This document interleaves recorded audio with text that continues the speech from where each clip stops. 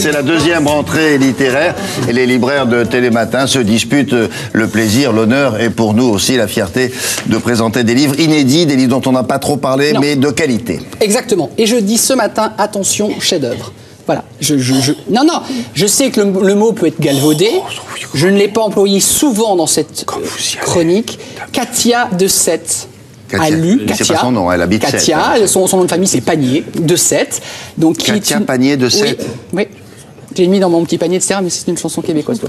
Et donc, elle a lu, avant tout le monde, donc plusieurs dizaines de livres. Voici les 3 meilleurs à ses yeux. Chef-d'œuvre, c'est quoi, les 3 chefs-d'œuvre? Non, j'en vois 2. J'en vois 2 évidents. Vous allez regarder la manière dont elle en parle, et je vous assure, c'est formidable. Et vous ne verrez ça qu'ici, bien sûr. Regardez. J'aime la vie quand elle rime à quelque chose. Ce petit livre est un très grand livre, L'heure du roi, de Boris Kazanov, aux éditions Viviane Ami.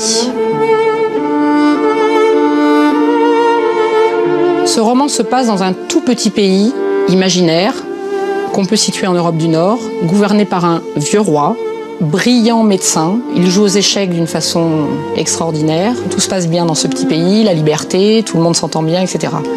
La guerre éclate, la Seconde Guerre mondiale. Les Allemands envahissent le pays, le roi est déchu. Comment va-t-il réagir? C'est un joueur d'échecs, donc il sait qu'il doit jouer très très fin. Et donc il demande à son peuple de faire le dos rond. Jusqu'au jour où les Allemands demandent aux Juifs de porter l'étoile jaune. Et là, je m'arrête là, vous lirez la suite.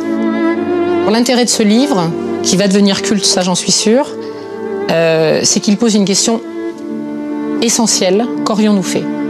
Qu'auriez-vous fait? Gros coup de cœur pour ce polar de Ishai Sarid, Le poète de Gaza, aux éditions Actes Sud. C'est l'histoire d'un agent des services secrets israéliens. Cet homme est là pour déjouer les attentats kamikazes.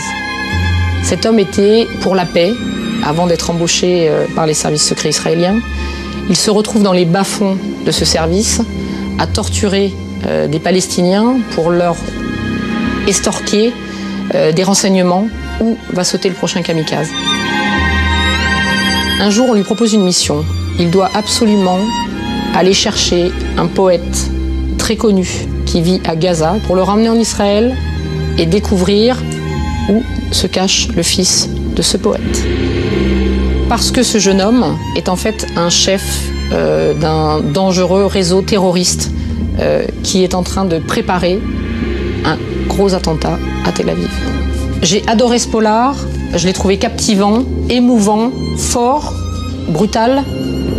C'est vraiment un polaroïde de la société israélienne d'aujourd'hui, je pense. Et avec ces 2 personnages, on ne peut que se poser cette question-là. La paix est peut-être pas si loin que ça.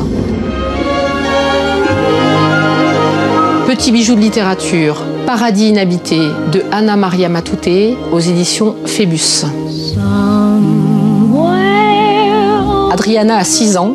Elle vit dans la bourgeoisie madrilène, avec des parents qui se déchirent toute la journée, une mère totalement absente. Donc cette petite Adriana, pendant tout le roman, elle va nous emmener dans un Alice au pays des merveilles. Elle se crée un monde à elle, jusqu'au jour où elle va rencontrer Gavrila, qui est un petit garçon aussi.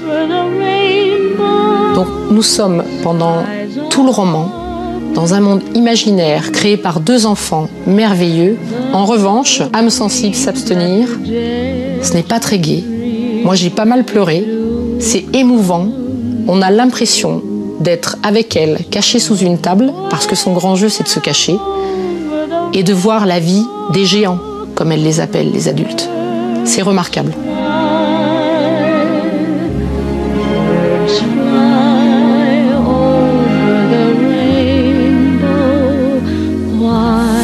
Voilà pour le podium de Katia à 7. Et puis surtout ces 2-là, ça c'est la sélection de Damien Thévenot. Vous ne devriez pas vous tromper. On voit bien les titres ou pas? Oui, un peu. L'heure du roi et Paradis inhabité. Très bien. Ouais. Bonne chance. Merci beaucoup.